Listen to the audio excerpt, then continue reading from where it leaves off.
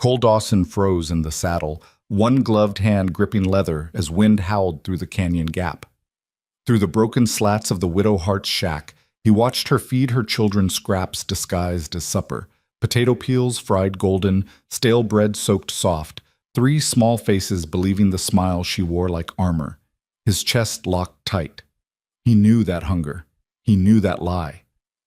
And when he rode home to his sprawling ranch and untouched roast, Cole Dawson, who'd clawed his way out of poverty and asked nothing from anyone, couldn't swallow a single bite. If you're watching from anywhere in the world, drop your city in the comments below. I want to see how far this story travels. And if it grabs you, hit that like button and stay until the end. You won't regret it. The wind off the Medicine Bow Range came down hard that March, carrying sleet and the smell of wet pine. Cole Dawson rode through the edge of town just past dusk, collar turned up, hat brim low, the kind of posture that said he had business and no interest in conversation. He'd made the 20-mile trip into Redemption Ridge for fence wire and lamp oil, the kind of errands that didn't require thought, only motion. His saddlebags were full. His mind was empty. That was how he preferred it. But the horse spooked. Not badly, just a sidestep, ears flicking toward the row of clapboard structures leaning into the hillside like old men too tired to stand straight. Cole steadied the mare with his knees, scanning for the source. A dog, maybe. A rattler still sluggish from the cold. Then he saw it. Through the broken slats of the furthest shack, lamplight flickered.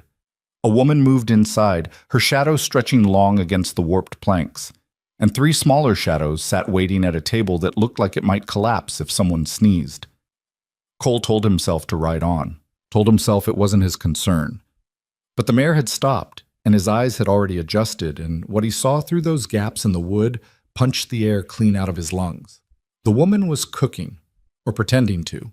She stood at a cast-iron skillet over a fire so weak it barely threw heat, turning something in the pan with the care of a French chef preparing a feast.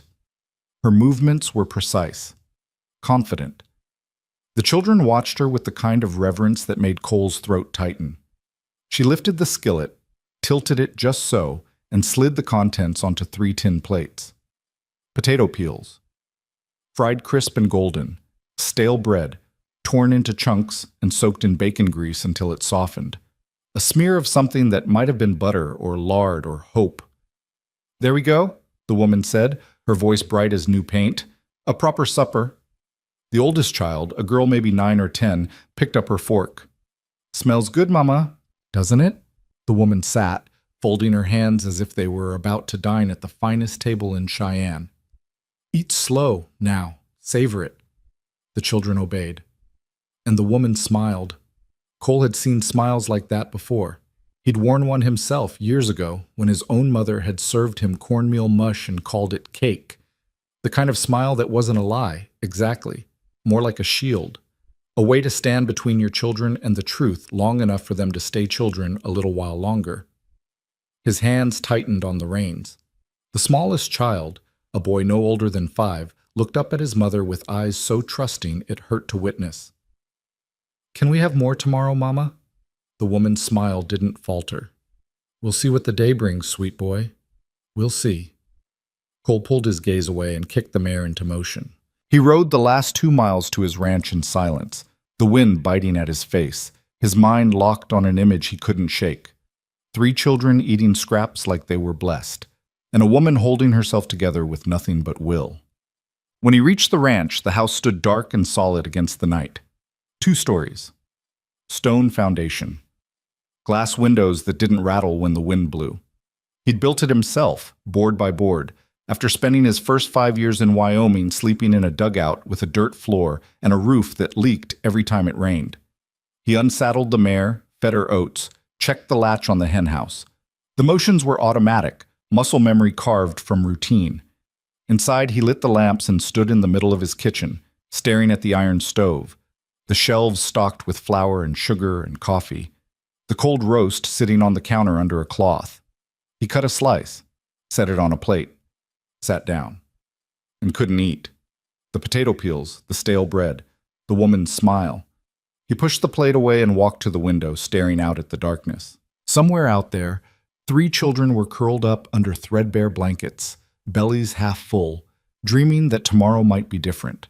Cole Dawson, who'd spent 15 years building this ranch with his own hands, who'd pulled himself out of poverty through sheer stubborn will, who'd made a rule never to look back. Looked back. He remembered the winter he was 7, when his father died in a mine collapse, and his mother took in washing just to keep a roof over their heads. He remembered eating boiled potatoes for weeks, the same potatoes every night until he couldn't stand the sight of them. He remembered the day she'd smiled at him across a table just like that widow had smiled tonight, and he'd believed her when she said everything would be fine. 3 months later, she was dead. Fever, exhaustion, hunger dressed up as hard work. Cole had been sent to an uncle who didn't want him, worked like a mule until he was old enough to leave, and swore he'd never be hungry again, never be helpless, never need anyone. He'd kept that promise. But the widow's children weren't him, and maybe, just maybe, they didn't have to be. The next morning, Cole rode into Redemption Ridge before dawn. The general store didn't open for another hour, but he knew Sam Terrell kept early hours. He knocked on the side door, hat in hand, and waited. Sam opened it in his undershirt, suspicious. "Dawson? Hell you want at this hour?" "Need to buy some things." "Store opens at 7. "I'll pay extra." Sam studied him, then stepped aside. "Come on, then." Inside, the store smelled like coffee and sawdust. Cole moved through the aisles, pulling items off the shelves, a sack of flour, a dozen eggs, a pound of bacon, a jar of preserves, a tin of coffee, a cone of sugar wrapped in blue paper. He added a small cloth doll, hesitated, then grabbed a wooden top and a picture book. Sam watched from behind the counter, arms folded. "Someone's birthday?" "Something like that." "That'll be $4.60. Cole paid in cash, loaded everything into a burlap sack, and rode out before the sun broke the horizon. He left the basket on the widow's doorstep just as the sky turned gray. No note, no explanation. Just food, neatly packed, and the small toys tucked underneath. Then he rode to the ridge above the shack and waited. An hour later, the door opened. The woman stepped out, barefoot despite the cold, a shawl wrapped tight around her shoulders. She looked down at the basket, went very still, then glanced left and right as if expecting to see someone watching. Cole held his breath. She knelt slowly, pulled back the cloth covering the food, and her shoulders shook. For a long moment, she didn't move. Then she lifted the basket, carried it inside, and closed the door. Cole let out the breath he'd been holding and turned the mare toward home. 3 days later, he returned. The basket sat on the doorstep, cleaned and folded. A single wildflower, a prairie rose, early and stubborn, was tucked into the handle. Cole stared at it. Then he filled the basket again. By the second week, it had become routine. He rode into town before dawn, left the basket, and watched from a distance as she retrieved it. She never left the flower in the same place twice, sometimes in the handle, sometimes tucked under the cloth, once braided into the burlap itself. He started adding things. A jar of honey, a small sack of cornmeal, a bar of soap that smelled like lavender. And she started leaving things in return. The first was a drawing, crude and earnest, of a house with a smoking chimney. A child's hand had signed it in careful letters. "Thank you." The second was a small wooden bird, whittled smooth, wings spread as if in flight. The third was a book, old, spine-cracked, pages yellowed, with a note slipped inside. "For your kindness. We have little, but we share what we can." Cole sat in his kitchen that night, the book open in his hands, and realized he was in trouble. Mom. He told himself it was charity, a good deed, the kind of thing any decent man would do if he had the means. But that didn't explain why he started checking the doorstep twice a day, or why he found himself thinking about her voice. The way she'd set a proper supper like she was serving roast duck instead of fried peels. Or why he lay awake at night wondering if the children were warm enough, if the roof leaked, if she ever let herself cry when they were asleep. He didn't know her name. He didn't know if she was young or old, sharp-tongued or soft-spoken, whether she sang or stayed silent. But he knew the shape of her shadow, the way she moved, the strength it took to smile like that. And he knew, with a certainty that settled in his chest like a stone, that he couldn't stop. On the 15th day, he rode into town and found Sam Terrell watching him from the store window. "Morning, Dawson," Cole nodded, loading supplies into his saddlebags. "You know," Sam said slowly, "folks are starting to talk." Cole's hands stilled. "About?" "About how much food you've been buying, and how none of it's showing up at your table." Cole straightened. "That's so." "Just saying, small town. People notice things. Let them notice." Sam raised his hands. "No offense meant. Just thought you'd want to know." Cole mounted his horse and rode out without another word, but the damage was done. By the end of the week, the whispers had started. He heard them in fragments, at the livery, at the saloon, in the post office where Mrs. Calloway's voice carried like a church bell. Buying enough food for a family, chua, riding out before dawn every day. That widow woman, you don't suppose... Cole clenched his jaw and kept moving. Let them talk. He'd survived worse. But then he saw her. She was standing outside the dry goods store, a basket on her arm, her face pale and tight. Two women walked past her without a word, their skirts swishing, their eyes cutting sideways. The widow lifted her chin and walked on, but Cole saw the way her hands trembled, the way she held herself like glass about to shatter. And he knew. The town had turned her kindness into scandal. That night he sat on his porch and stared at the basket he'd filled for the next morning. Flour, eggs, bacon, sugar, coffee. He could stop, ride into her life and back out again, leave her to fend for herself the way she had before. It would be easier, safer, the smart thing to do. Cole Dawson had built everything he had by being smart. But when he closed his eyes, he saw 3 children eating potato peels like they were blessed. He saw a woman holding the world together with a smile and a prayer, and he knew he couldn't walk away. Not now. Not ever. He loaded the basket onto his horse and rode toward town in the dark, the wind cold against his face, his heart beating steady and sure. Whatever came next, he'd face it, because some things, some people, were worth the risk. Well, the next morning the doorstep was empty. Cole stared at the space where the basket should have been, his chest tight, his mind racing. She'd never failed to return it before, never missed a day. He circled the shack twice, checking the back door, the woodpile, the narrow gap between her place and the neighboring structure. Nothing. He rode back to the ridge and waited. The door stayed closed. By noon, he was pacing. By dusk, he'd made a decision. If the town wanted to talk, let them talk. He was done hiding. The next morning, Cole Dawson rode down Main Street in full daylight, the basket visible in his arms, his hat tipped back so his face was clear for anyone who cared to look.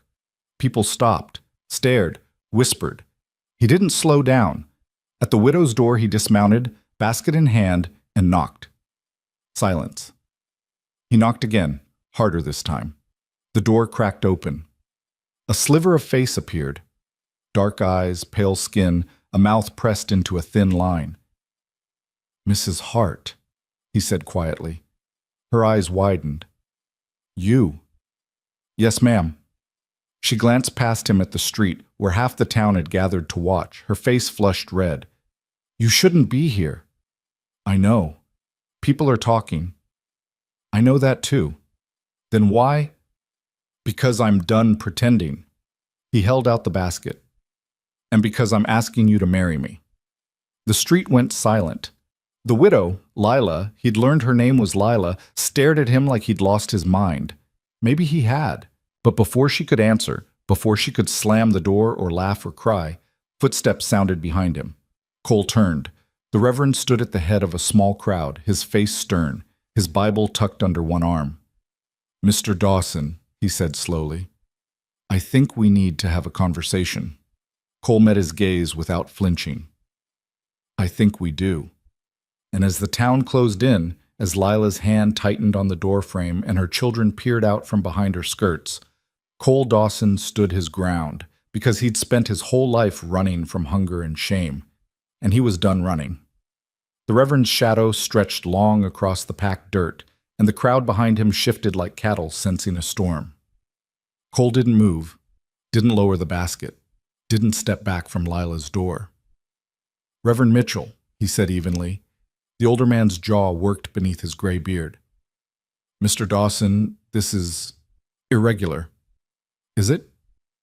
"A proposal made in the street, in front of the entire town, without proper courtship or without asking your permission first, you mean?" A murmur rippled through the onlookers. Mrs. Calloway clutched her shawl tighter, her face pinched with disapproval. Beside her, Tom Hendricks from the feed store crossed his arms, while his wife Martha looked between Cole and Lila with something that might have been sympathy. Reverend Mitchell's eyes narrowed. "That's not what I—" "Then what?" Cole shifted the basket to one arm, his voice carrying clear and cold. "Because, from where I stand, the only irregular thing happening in this town is how fast good people turn charity into scandal." "Mr. Dawson." "She's been feeding her children potato peels." The words came out harder than he intended, each one landing like a hammer. "Fried scraps, stale bread soaked in grease, and every single one of you walked past that shack and did nothing." Silence crashed down. Someone coughed. A horse stamped in the street. Leela's voice came soft from behind him, barely above a whisper. "Cole?" He turned, and the sight of her stopped him cold. She stood in the doorway with her 3 children pressed against her skirts, her face pale but her spine straight. Her dark hair was pulled back severe, revealing the sharp angles of cheekbones that shouldn't have been quite so pronounced. But her eyes, brown and clear and fierce, held his without flinching. "You don't have to do this," she said quietly. "Yes, ma'am. I do. Not for us, not if it costs you. The only thing it costs me is knowing I could have helped sooner and didn't." He held out the basket again. "I'm not asking you to take charity, Mrs. Hart. I'm asking you to take me." Her breath caught. Behind her, the oldest girl, Emma, he'd learned from town gossip, stared at him with wide eyes. The middle child, a boy named Thomas, gripped his mother's skirt with white knuckles. And the youngest, little Samuel, peeked around Lila's legs with the kind of cautious hope that made Cole's chest ache. "You don't know me," Lila said, her voice shaking now. "You don't know what you'd be taking on. I know you fed your children on nothing and made them believe it was a feast. I know you returned every basket I left with something precious because you couldn't stand to just take. I know you've got more strength in your little finger than most men have in their whole bodies." He paused. "That's enough for me. The town can say what it wants." Reverend Mitchell cleared his throat, stepping closer. "Mrs. Hart, perhaps we should discuss this inside, away from—" "No." Lila's voice came sharper now, and she lifted her chin. "If Mr. Dawson is willing to stand here and speak his intentions in front of everyone, then I'll do him the courtesy of answering the same way." Cole's heart kicked against his ribs. Lila looked at him for a long moment, her eyes searching his face like she was reading a book written in a language she'd almost forgotten. Then she glanced down at her children, at Emma's hopeful expression, and Thomas's uncertainty, and Samuel's small hand clutching at her dress. "You're serious," she said finally, "about all of it?" "Yes, ma'am." "The children, too." "Especially the children." Her eyes filled, but she blinked the tears back hard. "I won't be a burden. I can work, I can cook and clean and mend and—" "I'm not asking you to earn your place, Lila. I'm asking you to share mine." The use of her first name rippled through the crowd like wind through wheat. Mrs. Calloway made a scandalized noise. Someone else whispered, but Cole kept his gaze locked on Lila's face, waiting. She opened her mouth, closed it, opened it again. "I don't—" her voice broke. "I don't understand why." "Because when I look at you, I see home," Cole said simply. "And I've been looking for that my whole life." The street held its breath. Then Emma stepped forward, slipping past her mother's restraining hand. She was thin, too thin, with dark braids and eyes too old for her face. She looked up at Cole with the kind of seriousness only children who've grown up fast can manage. "Are you the one who left the basket?" she asked. Cole crouched down to her level. "Yes, miss." "And the doll?" "That too." "Why didn't you tell us?" He glanced at Lila, then back at Emma. "Didn't want your mama to feel obligated. Wanted it to be a gift, not a debt." Emma considered this, her small face thoughtful. Then she turned to her mother. Mama, I like him. Thomas, emboldened by his sister's bravery, nodded. He brought the top, and the book. Samuel just stared, his thumb creeping toward his mouth. Lila's face crumpled, just for a second, before she pulled it back together. Children. Mrs. Hart. Reverend Mitchell's voice cut through, firm now. I must insist we move this discussion somewhere more appropriate. The middle of Main Street is exactly right. Cole straightened, facing the Reverend square. Because this town made it their business the moment they started whispering, so they can hear it straight. Mr. Dawson, your intentions may be honorable, but there are proprieties.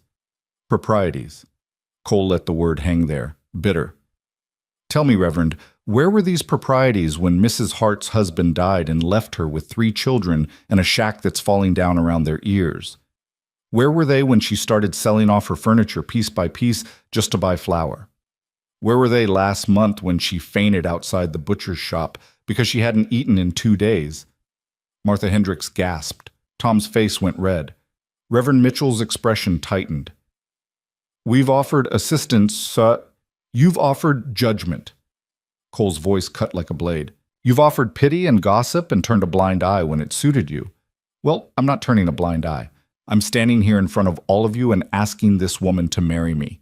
And if that offends your sense of propriety, Reverend, then I suggest you take it up with someone who cares. The crowd erupted. Voices overlapped, some angry, some shocked, a few, very few, murmuring approval. Mrs. Calloway's voice rose above the rest, shrill and indignant. This is disgraceful. The man barely knows her. And to suggest that the town has let children starve while policing how a widow keeps her dignity. Cole turned to face the crowd fully now, his voice carrying over the noise. Every single one of you knew. You saw her walking to the well before dawn so no one would see how worn her dress was. You saw her children getting thinner. You saw, and you did nothing except cluck your tongues and talk about what a shame it all was. That's not fair, Tom Hendricks protested. We didn't know it was that bad. You didn't want to know, Cole shot back, because knowing would have meant doing something about it, and it's easier to whisper than to help. Silence dropped like a stone into water. Then a new voice spoke up, old Bill Carver, the blacksmith, stepping forward from the back of the crowd. He's got a point. Head swiveled. Bill shrugged, his weathered face impassive. We all saw, he said gruffly. We all knew things were hard for Lila after John died, and we all told ourselves it wasn't our place to interfere, that she was proud, and she'd ask if she needed help. He looked at Lila, something like shame crossing his features. But pride don't fill bellies, and we should have done better. Martha Hendricks nodded slowly. Bill's right. We should have. This is beside the point, Mrs. Calloway snapped. The question is whether it's appropriate for Mr. Dawson to... The question, Lila said, her voice ringing clear and strong, is whether I accept. Every eye turned to her.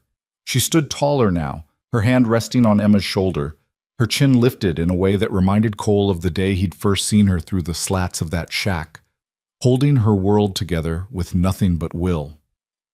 Mr. Dawson is right about one thing, she said quietly. You all saw. You all knew. And whether it was pride or pity or politeness that kept you silent, the result was the same. My children were hungry and I was drowning, and not one of you threw a rope. Mrs. Calloway opened her mouth. Lila raised a hand. I'm not saying that to shame you. I'm saying it because it's true. And because Mr. Dawson here... She looked at Cole, and something shifted in her expression, something warm and raw and real. Mr. Dawson saw the same thing you did. But instead of looking away, he did something about it. Every single morning for 3 weeks, he left food on my doorstep. No name, no conditions, no expectation of thanks or repayment or anything except that I'd feed my children. Her voice thickened. She swallowed hard. He gave us dignity when the rest of you offered pity. He gave us hope when we'd almost run out. And now he's standing here in front of all of you, asking me to let him give us more. She paused, her eyes shining. So yes, the answer is yes. The street erupted again, but this time the noise was different, less scandalized, more astonished. Cole felt something release in his chest, something he hadn't realized he'd been holding clenched. "Lila," he started. She stepped forward, closing the distance between them, and took the basket from his hands. Her fingers brushed his, warm despite the cold morning air. "But I have conditions," she said firmly. He blinked. "Conditions?" "I won't be a kept woman. I'll work. I'll earn my place at your table and in your home. I'll pull my weight and then some. And if you've got expectations of me beyond that, you'd better lay them out now." Cole felt a smile tug at his mouth despite everything. "My only expectation is that you be yourself." "That's a dangerous thing to ask for. You don't know me very well." "Then I'll learn." She searched his face again, and whatever she saw there seemed to satisfy her. "All right then. When?" "When what?" "When do we marry? Because if we're doing this, we do it proper. I won't have anyone saying I trapped you or you took advantage of me or—" "This afternoon," Reverend Mitchell cut in, his voice resigned but not unkind. "If you're both determined to proceed, we'll do it this afternoon, at the church. 3:00. Lila glanced at Cole, eyebrows raised. He nodded. 3:00? She agreed. The Reverend sighed, looking between them like he was trying to decide whether to argue further. Then he shook his head. "Very well, but I wanted on record that I advised a longer engagement." "Noted," Cole said dryly. The crowd began to disperse, some reluctantly, others hurrying off to spread the news. Mrs. Calloway left in a huff, her skirt swishing indignantly. But Martha Hendricks paused, stepping up to Lila with a tentative smile. "Congratulations," she said softly. "And I'm sorry. Bill was right. We should have done better." Lila's expression softened. "Thank you, Martha." Martha nodded and moved on, and slowly others followed, offering awkward congratulations or apologies or simply quiet nods of acknowledgement. Bill Carver clapped Cole on the shoulder hard enough to make him stagger. "You're a good man, Dawson. Don't let anyone tell you otherwise." "Appreciate that, Bill." When the street finally emptied, leaving only Cole and Lila and the three children staring up at them with varying degrees of confusion and hope, Cole let out a long breath. "Well," he said. "That was terrifying," Lila finished. "Completely terrifying." "Yeah." They stood there in the sudden quiet, the basket hanging between them like a bridge. Then Samuel tugged at Lila's skirt. "Mama, are we going to live with the basket man?" Lila laughed, shaky and bright. "Yes, sweet boy, we're going to live with the basket man." "Does he have horses?" "He does." Samuel's eyes went wide. "Can I ride one?" "We'll have to ask him." Cole crouched down again, meeting Samuel's gaze. "You can ride one, soon as you're big enough to reach the stirrups." Samuel's face split into a grin so wide it looked like it might crack. Thomas inched closer, his voice cautious. "Do you really have a ranch?" "I do." "Is it big?" "Big enough for all of us." Emma, ever the serious one, frowned. "Mama says we shouldn't take things we haven't earned." "Your mama's right," Cole agreed. "But this isn't taking, it's sharing. There's a difference." "What's the difference?" "Taking means someone loses something. Sharing means everyone gains." Emma considered this with the gravity of a philosopher. Then she nodded, apparently satisfied. "Okay." Lila let out a breath that sounded suspiciously like a sob held back. "Children, go inside and start packing your things. We'll be leaving after the ceremony." "All our things?" Thomas asked. "Everything important." The children scampered inside, their voices rising in excited chatter. Lila watched them go, then turned back to Cole, her face unreadable. "I meant what I said," she told him quietly. "I won't be dead weight. I'll work." "I know. And I won't let you regret this. I won't." "You can't know that." Cole stepped closer, close enough to see the fine lines around her eyes, the faint scar on her chin, the way her hands trembled just slightly, even though her voice stayed steady. "You're right," he said. "I can't know, but I'm willing to find out. Are you?" Lila looked up at him, and for the first time since he'd knocked on her door, she smiled. Not the shield smile she wore for her children, but something real and small and fragile. "Yes," she said. "I think I am." They stood there on the doorstep, the basket between them, and the whole uncertain future stretching ahead. And Cole thought maybe, just maybe, he'd finally found what he'd been searching for all along. Not a rescue, not a good deed. A home. The morning sun broke through the clouds, washing Main Street in pale gold light. Inside the shack, the children's voices rose in laughter, and Lila Hart, soon to be Lila Dawson, looked at the man who'd fed her children in secret and asked for her hand in public, and believed, for the first time in a long time, that tomorrow might be different after all. Cole cleared his throat. "I should go. Let you get ready." "Wait." Lila reached out, her hand closing around his wrist. "I need to know something first." "All right." "Oh, why me?" "Really? There are easier women in this town. Women with means, with families, with—" "I don't want easy," Cole interrupted. "And I don't want means or families or whatever else you think I should be looking for. I want someone who understands what it means to fight for something. Someone who knows the difference between surviving and living. Someone who'd turn scraps into a feast just to see their children smile." He paused. "I want you, Lila. Not in spite of what you've been through. Because of it." Her eyes filled again, and this time she let the tears fall. "I don't know how to do this. How to be someone's wife again. How to trust that it won't all fall apart. Then we'll figure it out together, one day at a time." She nodded, swiping at her cheeks with the back of her hand. "One day at a time. Starting at 3 o'clock. "Starting at 3 o'clock, she agreed. Cole tipped his hat, mounted his horse, and rode toward home, the morning air cold against his face, and his heart beating steady and sure. Behind him, Lila watched until he disappeared around the bend, then turned back to her children and the life they were about to leave behind. The shack had been home for 2 years, 2 long, hard years of making do and holding on. But it had never been more than shelter. 4 walls and a roof that leaked. A place to survive, not to live. She looked around at the worn furniture, the patched curtains, the floor she'd scrubbed on her hands and knees 100 times. Then she looked at her children, at Emma organizing their meager belongings with fierce determination, at Thomas clutching the wooden top like a treasure, at Samuel spinning in circles with his arms out wide. "Mama," Emma called, "what should we bring?" Lila smiled, real and true. "Everything that matters, sweet girl. Everything that matters." At Cole's ranch, the man himself stood in the middle of his too big, too empty house and tried to imagine it filled with life. Footsteps on the stairs. Voices in the kitchen, toys scattered across the floor he'd kept so carefully clean. It had been quiet for so long, safe, controlled. He'd built this place as a fortress against the world that had nearly broken him. 4 walls to keep him in and everyone else out. But now, standing in the silence, he realized something. A fortress was just another kind of prison.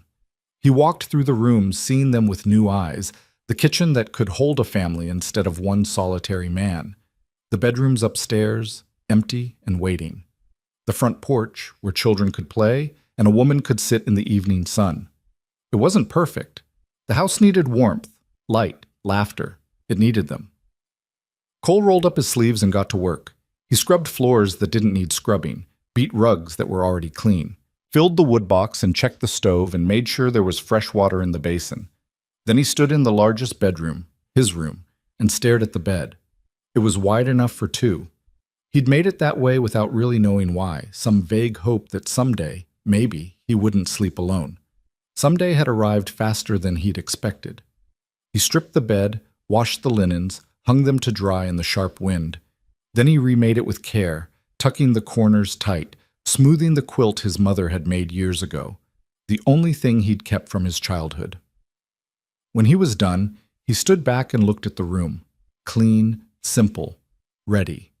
He hoped it was enough. At noon, he rode back into town, bathed and shaved and wearing his best shirt, the one he saved for cattle auctions and the rare occasions he needed to look respectable. He felt ridiculous. He felt terrified. He felt alive.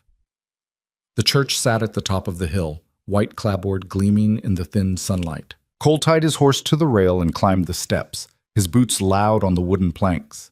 Inside, Reverend Mitchell was arranging hymnals, his movements precise and careful. He looked up as Cole entered, his expression unreadable. "Mr. Dawson, Reverend, you're early. Wanted to make sure everything was in order." The Reverend set down the hymnals and faced him fully. "Are you certain about this?" Cole met his gaze without wavering. "More certain than I've been about anything in my life. Marriage is not something to be entered into lightly, particularly with 3 children involved." "I know that. Do you?" The Reverend's voice gentled slightly. "Because it's one thing to provide for a woman and her children out of charity. It's another to wake up every morning and choose them, to put their needs before your own, to be a father to children who aren't your blood." "Blood doesn't make a family," Cole said quietly. "Choice does." Reverend Mitchell studied him for a long moment. Then, slowly, he nodded. "You might be right about that." "I am right." "We'll see." The Reverend moved toward the altar, adjusting the cloth. 3 o'clock then. I'll keep it simple." "Appreciate it." Cole turned to leave, but the Reverend's voice stopped him. "Mr. Dawson?" "Sir?" "For what it's worth, I think you're doing a good thing. I just hope you understand what you're taking on." Cole smiled, thin and hard. "I grew up hungry, Reverend. I know exactly what I'm taking on, and I know what it means to finally have enough." He left before the man could respond, stepping out into the cold afternoon air and the future rushing toward him like a freight train with no brakes. At 2:45, the townspeople began to gather. Not everyone. Mrs. Calloway was conspicuously absent, and a few others stayed away out of disapproval or indifference. But more came than Cole expected. Martha and Tom Hendricks arrived with a basket of food. Bill Carver brought his wife and 2 grown sons. The schoolteacher, Miss Allen, came with a small bouquet of winter roses. Even Sam Terrell from the general store showed up, looking uncomfortable but determined. They filed into the church quietly, taking seats in the pews, their faces curious and cautious, and, in some cases, genuinely kind. Cole stood at the front beside Reverend Mitchell and tried not to let his hands shake. Then the door opened and Lila walked in. She'd done something with her hair, pinned it up so it caught the light filtering through the windows. She wore a dress Cole hadn't seen before, simple and dark, but clean, with a white collar that made her skin look like porcelain. She carried no flowers, no veil, just her 3 children, one on each side and Samuel holding her hand. Emma wore a ribbon in her hair. Thomas had combed his hair flat. Samuel's face was scrubbed pink. They walked down the aisle together, a small, determined unit, and Cole felt his throat close. This was his family. Not someday. Not eventually. Now. Lila reached the altar and looked up at him, her eyes steady. "Hello?" "Hello," he managed. Reverend Mitchell cleared his throat. "Shall we begin?" And so they did. The ceremony was short, as promised. Simple words about commitment and fidelity and choosing each other in sickness and health, poverty and wealth, joy and sorrow. Cole repeated them like a vow carved into stone. Lila's voice shook on some of the words but never faltered. When the Reverend asked if anyone objected, the silence was absolute. And when he pronounced them married, Cole leaned down and kissed Lila Hart, now Lila Dawson, with all the gentleness he possessed, while 3 children watched and the town held its breath. When they pulled apart, Lila was smiling, really smiling, and Cole felt something in his chest unlock and open wide. "Welcome home," he whispered. "Thank you," she whispered back. They turned to face the congregation, hands linked, children clustered close. And as the townspeople rose to offer congratulations, some sincere, some awkward, all witnessed, Cole Dawson understood that the hard part was just beginning. Building a family was harder than building a ranch. But he'd never backed down from hard work in his life. And he wasn't about to start now. The wagon ride to the ranch took an hour, the children bundled in blankets Cole had brought, Lila sitting beside him on the bench with her hands folded in her lap. She hadn't said much since they'd left the church, just watched the landscape roll past, scrub pine and sage, the mountains rising dark against the gray sky. Cole wondered if she was having second thoughts. If the reality of what she'd agreed to was settling in now that the town was behind them, and the future stretched ahead like an unbroken road. But when he glanced sideways, she was smiling, small, private, like she was holding a secret. "What?" he asked. "Nothing." She looked at him, eyes bright. Just thinking how strange life is? This morning I was trying to figure out how to make one potato feed 4 people. Now I'm riding toward a ranch I've never seen with a man I barely know. Having regrets? No. She said it firmly, without hesitation. Just adjusting. Behind them, the children were quiet. Too quiet. Cole turned to check on them. Emma sat straight-backed, watching everything with sharp attention. Thomas clutched the wooden top against his chest.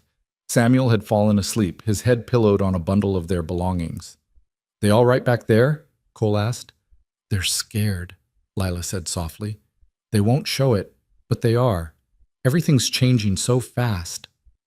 "Can't blame them for that." "I told them you were kind, that you'd been leaving the baskets."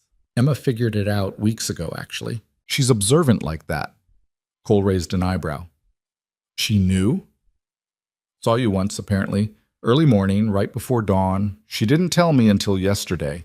Lila's voice went quieter. "She said she didn't want to spoil it, that she liked having a secret angel." Something twisted in Cole's chest. "I'm no angel." "No. But you cared when no one else did. That's close enough." They rode in silence for a while, the only sound the creak of the wagon and the rhythmic clop of hooves. Then Emma spoke up from behind. "Mr. Dawson?" Cole turned. "You can call me Cole if you want." She considered this, her face serious. "Mama says we should call you Pa." The word hit him like a fist. He looked at Lila, who'd gone pink. "I thought," she started. "I mean, if we're doing this properly, the children should—" "It's fine," Cole said, his voice rougher than intended. "More than fine. If that's what you want, Emma." Emma chewed her lip. "Can I try it first? See if it fits?" "However you want to do it." She nodded, satisfied, and went back to watching the landscape. But Thomas leaned forward, his voice tentative. "Do we have to call you Pa right away?" "No, son. You call me whatever feels right." "What if it never feels right?" Cole twisted around to meet the boy's eyes.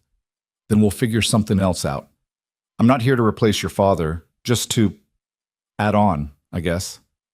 Thomas absorbed this, his expression unreadable. Then he nodded once and settled back. Lila touched Cole's arm lightly, a thank you that didn't need words. When the ranch came into view, Lila went still. Cole watched her take it in, the house solid against the hillside, the barn with fresh paint, the corrals and outbuildings, the creek cutting silver through the meadow beyond. "This is it," he said unnecessarily. "It's beautiful. It's functional." "It's beautiful," she repeated, firmer this time. "You built all this?" "Most of it. Hired help for the barn roof and the well." "How long have you been here?" 15 years, started with nothing but a claim and a prayer." She looked at him with something like wonder. "You did this alone?" "Didn't have much choice." The wagon rolled to a stop in front of the house. Cole climbed down, then turned to help Lila. Her hand was warm in his, calloused from work, and she stepped down with the careful grace of someone who'd learned to make every movement count. The children tumbled out behind her, staring wide-eyed at everything. Samuel woke up, rubbing his eyes, and gasped when he saw the horses in the corral. "Mama, horses!" "I see them, sweet boy. Can I—" He looked at Cole hopefully. "Tomorrow," Cole promised. "When there's better light. Tonight we get settled." He led them inside, watching Lila's face as she crossed the threshold. The house was warm. He'd banked the fire before leaving. And clean, the floors swept and the windows letting in what remained of the afternoon light. Lila turned in a slow circle, taking in the main room with its stone fireplace, the kitchen with its cast-iron stove, the stairs leading up to the second floor. "It's so big," Emma breathed. "Bigger than we need," Cole admitted. "But it's home." Lila walked to the kitchen, running her hand along the edge of the table. "You have everything."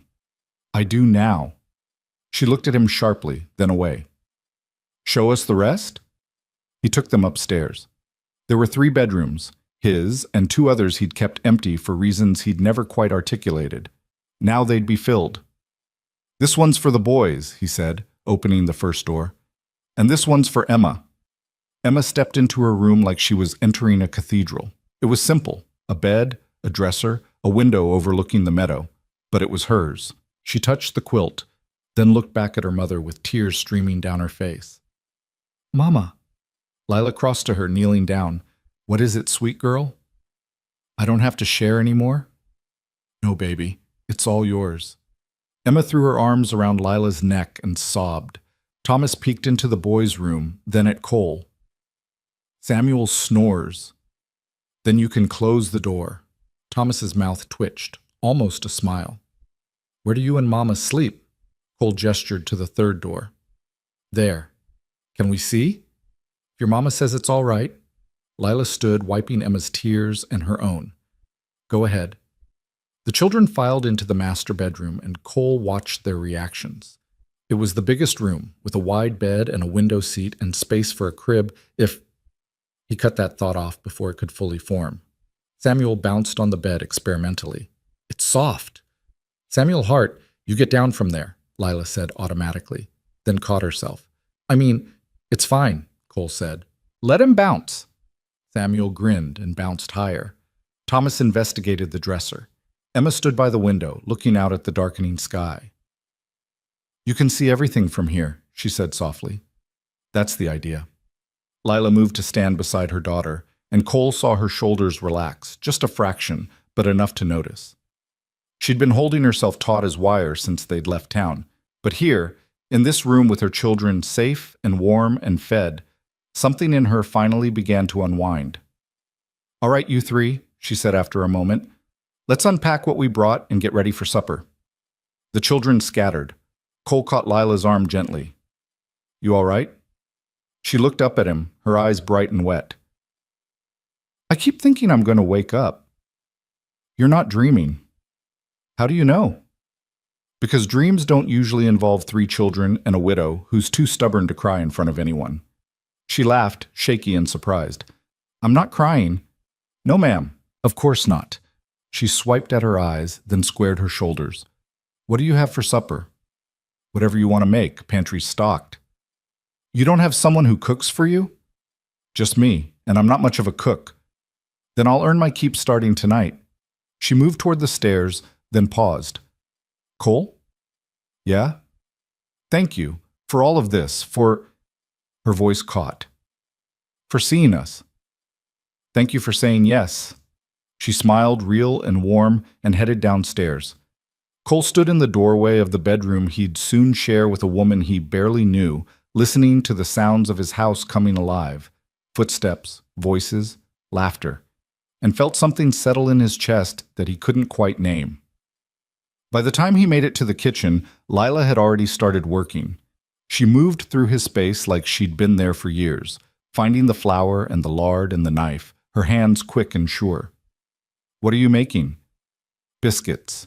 And if you have any meat, there's bacon and a ham I was saving." "Bacon's fine. Children need to eat soon or they'll get cranky." Cole watched her work, the efficient way she rolled dough and cut circles, the practiced ease of someone who'd made 1,000 meals from nothing and could probably make a feast from what he considered basic supplies. Emma appeared at his elbow. "Can I help, Mama?" "Ask her, not me." Emma crossed to Lila. "Mama, can I set the table?" Lila's hands stilled. "I don't..." She looked around, taking in the cupboards. "I don't know where anything is." "Plates are there," Cole said, pointing. "Forks and knives in the drawer, cups on the shelf." Emma opened cupboards carefully, reverently, lifting out plates like they were made of gold. Thomas joined her, and together they set the table while Lila cooked and Samuel sat on the floor playing with the wooden top. It was the most noise the house had ever held. When the food was ready, they sat, all 5 of them around the table that had only ever held one. Cole looked at the biscuits piled high, the bacon crisp and steaming, the butter melting in a dish, and felt his throat tighten. "This is..." He stopped. "This is a lot of food." "It's supper," Lila said firmly. "A proper supper." Emma reached for a biscuit, then hesitated. "May I?" "Yes, sweet girl, take as many as you want." The children ate like they'd never seen food before, and maybe, Cole thought, they hadn't. Not like this. Not enough. Emma took small, careful bites. Thomas ate methodically. Samuel stuffed a whole biscuit in his mouth and grinned. Manners, Lila said, but her voice was soft. Let them eat, Cole murmured. Manners can wait. Lila looked at him, and something passed between them. An understanding, maybe. A recognition of what it meant to finally have enough. When the meal was done and the children had been scrubbed and put to bed, Emma in her own room for the first time in her life, the boys sharing but with actual beds instead of pallets on the floor, Cole and Lila stood in the kitchen washing dishes side by side. They went down easy, Lila said quietly. They're exhausted. They're happy. She paused, her hand stilling in the soapy water. I can't remember the last time they went to bed happy. Cole dried a plate carefully. They're safe now. They can be happy. Because of you. Because of us. She looked at him, and he saw it again, that wonder, that disbelief that this was real. I don't know how to do this. Do what? Be married. Be here. In this house. With you. She swallowed hard. I don't know what you expect from me. Cole set down the plate and turned to face her fully.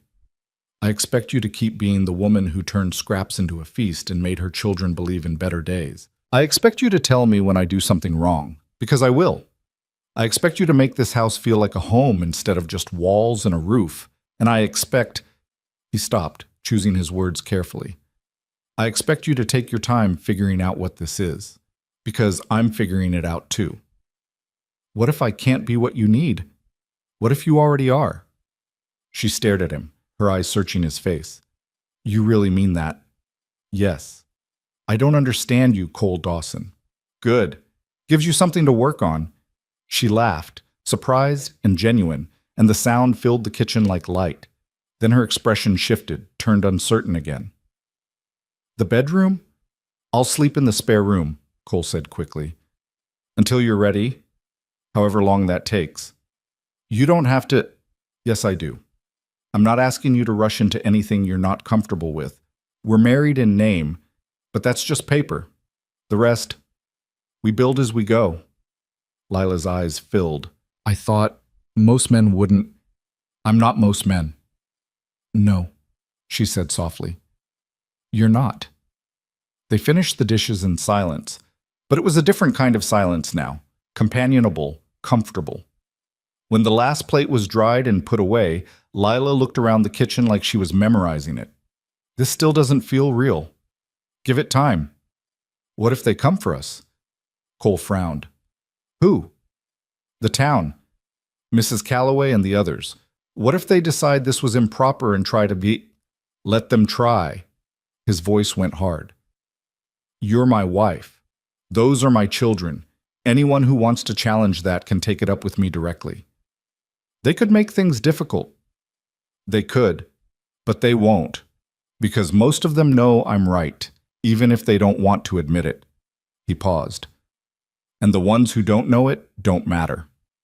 Lila studied him for a long moment. You're not afraid of them. No. Why not? Because I spent my whole life being afraid. Of hunger, of failure, of being that helpless kid with nothing and no one. I'm done being afraid. He met her gaze steadily, especially of people whose worst sin is gossip.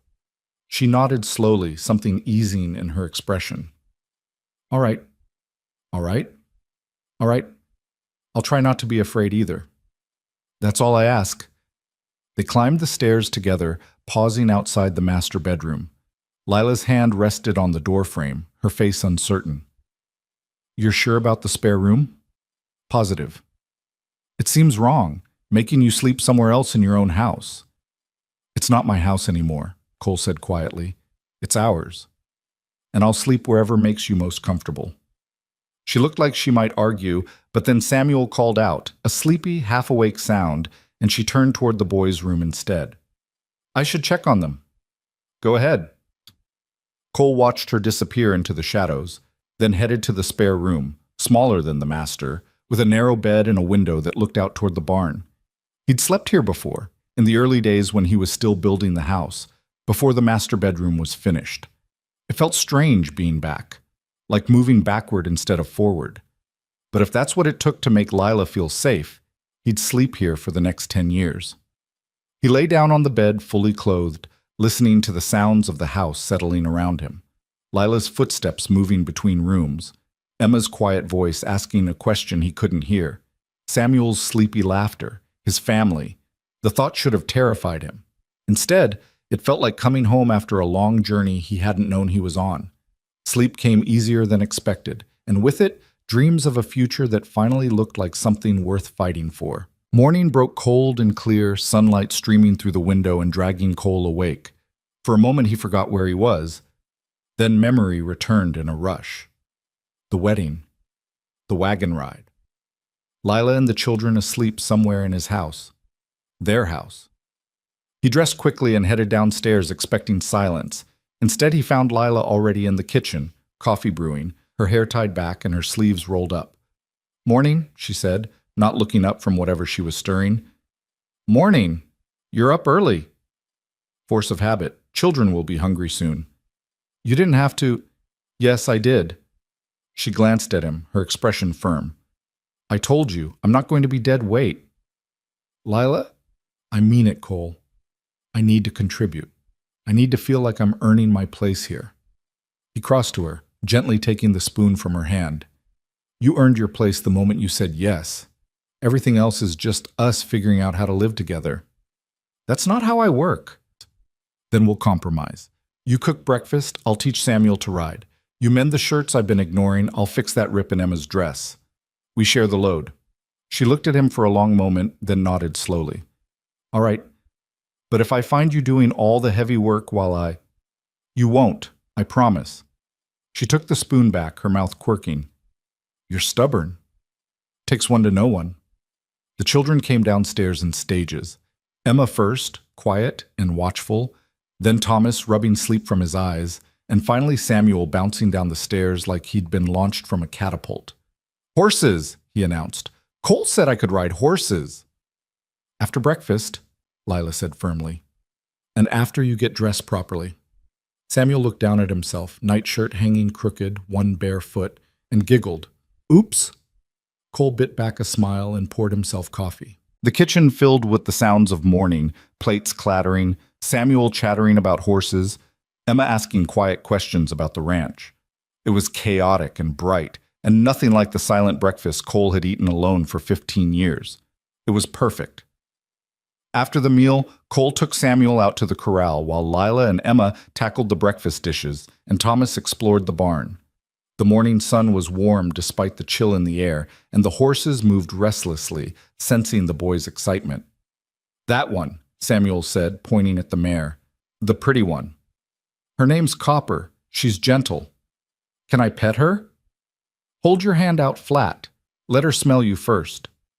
Samuel obeyed, his small hand trembling with excitement as Copper lowered her head and snuffled against his palm. The boy's face lit up like the sun. "She likes me." "She does. Think you're ready to sit on her?" "Really?" Cole lifted Samuel onto Copper's back, steadying the boy with one hand while holding the mare's lead with the other. Samuel's eyes went wide as moons. "I'm so high." "You're doing great. Just hold on to her mane, nice and easy." They walked slow circles around the corral, Samuel giggling every time Copper shifted beneath him. From the house, Cole caught sight of Lila watching through the window, her hand pressed to her mouth. When they finished, Samuel slid down into Cole's arms, chattering a mile a minute. "Did you see, Mama? Did you see me riding?" Lila had come outside, her shawl wrapped tight. "I saw, sweet boy. You were very brave. Can I do it again tomorrow?" "We'll see." Samuel ran off to find Thomas, and Lila moved closer to Cole, her expression soft. "Thank you," she said quietly. He's never had that before. Someone just giving him time and attention like that. He's a good kid. All of them are. They are. She paused. Their father wasn't cruel, but he wasn't warm either. Practical, distant. The children never really knew him before he died. "I'm sorry." "Don't be. It's just, this is new for them, for all of us." She looked up at him. "You're patient with them. They deserve patience. So do you." Before Cole could respond, Thomas came running from the barn, his face flushed. "Cole, there's a cat in the barn. Can we keep her? We can keep her. Even if she has kittens? Cole raised an eyebrow. She have kittens? I think so. There's a whole nest of them in the loft. Lila laughed. Of course there is.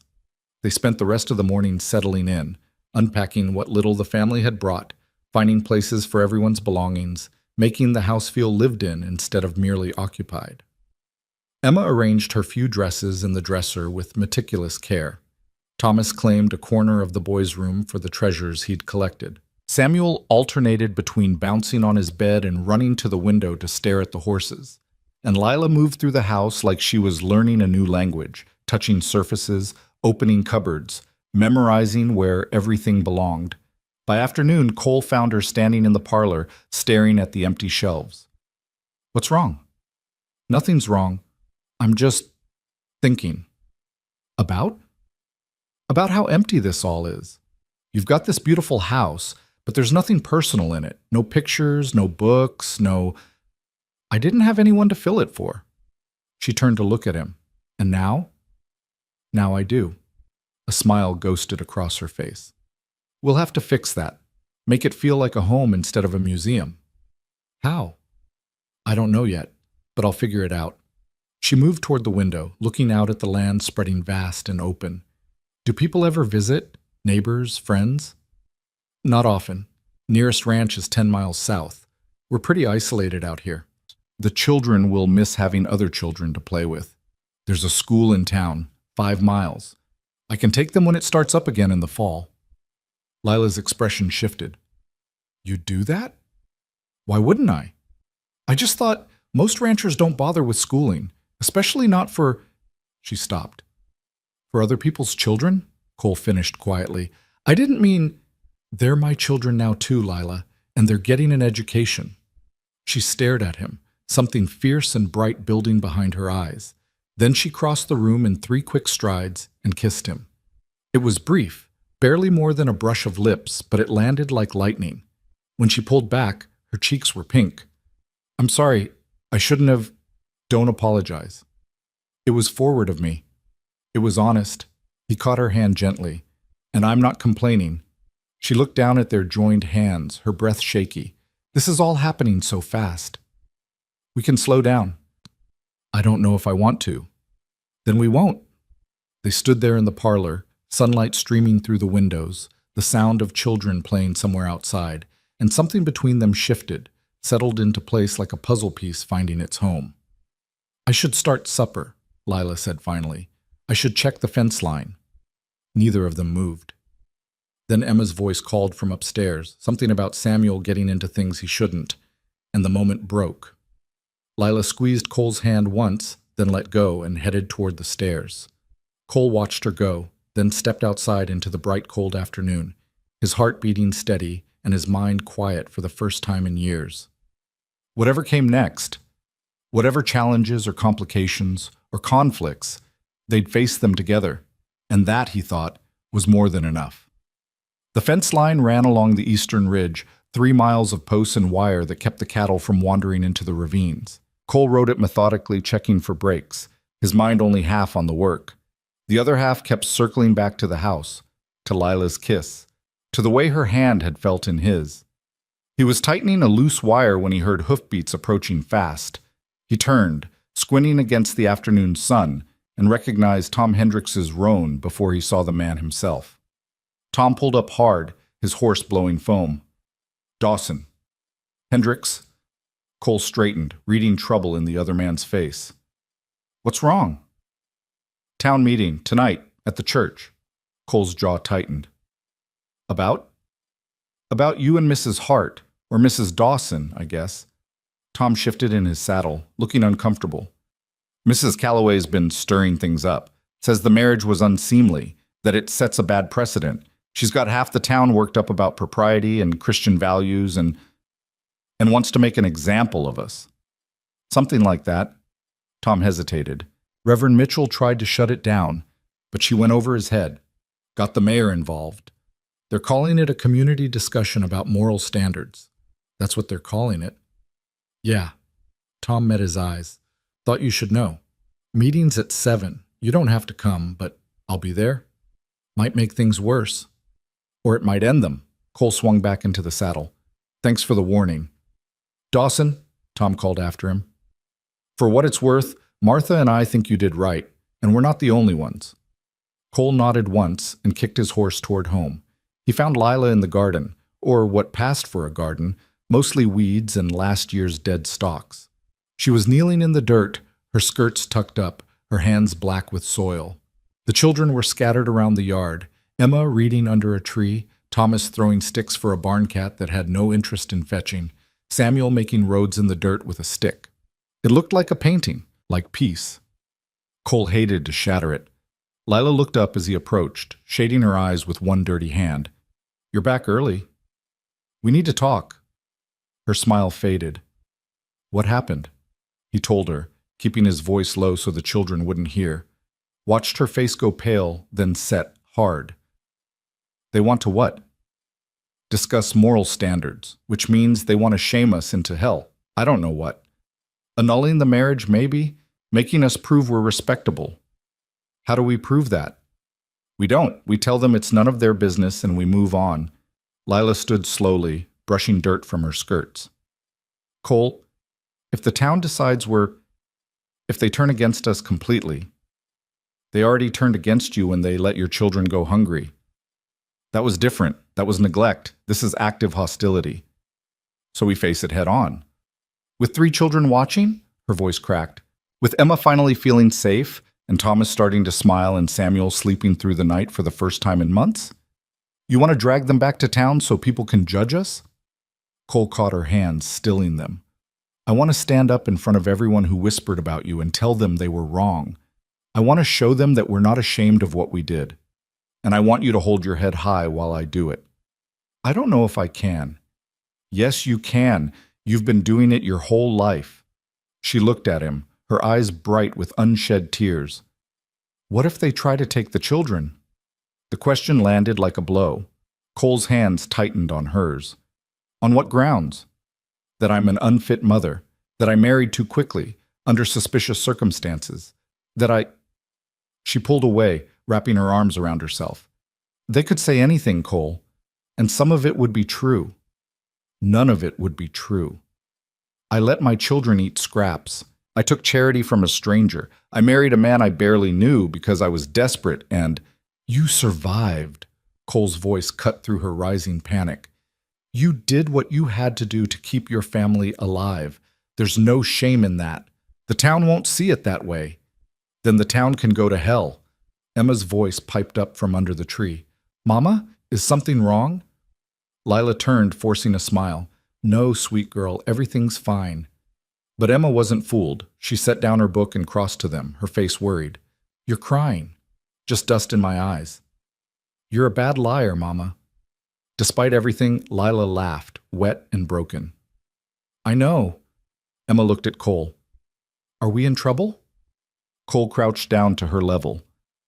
Some people in town aren't happy about your mama and me getting married. They want to have a meeting about it tonight. Why aren't they happy? Because they think we did things wrong, that we should have waited longer, been more proper. Emma's brow furrowed. But you were helping us. You left the baskets. I did. And Mama was taking care of us all by herself. She was doing her best. She was. So what did you do wrong? Out of the mouths of children, Cole felt something ease in his chest. Nothing, Emma. We didn't do anything wrong. Then why do we have to go to a meeting? Because sometimes adults make things complicated when they should be simple. Emma absorbed this with the seriousness of a scholar. Then she turned to Lila. Are we going? Lila looked between her daughter and Cole, her expression torn. I don't know if... We should go, Emma said firmly. If people are saying bad things about Mama, we should be there, so they can see we're a real family. Thomas had drifted closer, listening.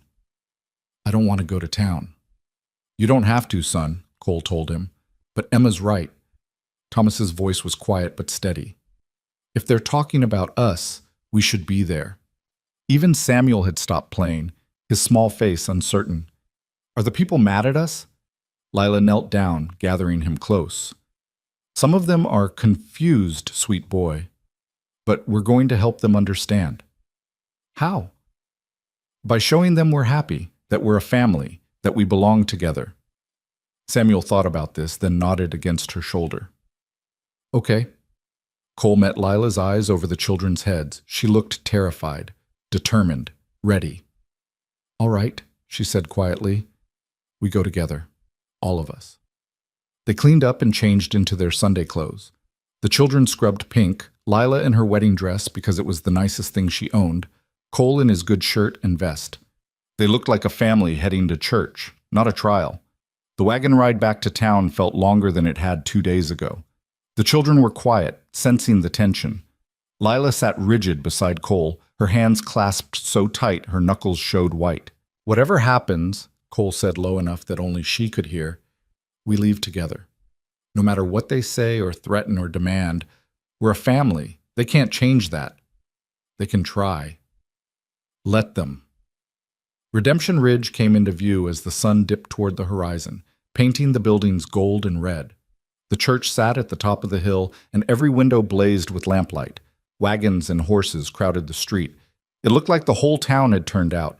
Cole's stomach nodded, but he kept his face calm. Beside him, Lila took a shaky breath. I can't do this. Yes, you can. Cole, look at me. He waited until she did. You're the strongest person I've ever met. You kept 3 children alive on nothing but will and love. You can face a room full of gossips. What if I break down? Then I'll be right there, and so will they. He nodded toward the children. We're in this together. Emma leaned forward from the back. Mama, you always tell us to be brave even when we're scared. Lila's eyes filled. I do, don't I? So be brave. When did you get so wise? I learned from you. Cole pulled the wagon to a stop in front of the church. The noise from inside was already audible, raised voices, arguments, the heavy thump of someone's fist on wood. He climbed down, then helped Lila and the children. They stood together in a small, tight cluster, and Cole felt a surge of something fierce and protective. This was his family, his, and he'd be damned if he'd let anyone take them apart. They walked up the church steps together. Cole opened the door.